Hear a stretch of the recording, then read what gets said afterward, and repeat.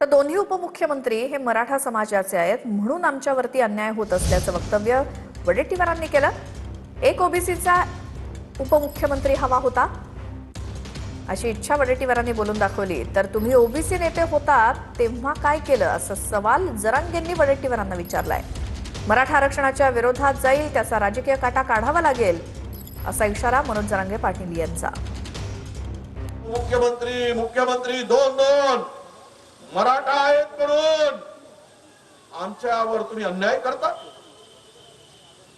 अरे जर असता तर एखादा ओबीसीचा उपमुख्यमंत्री तुम्ही केला असता। कोण आहे तिथे आमचा हक्क मागणारा या सरकारमध्ये?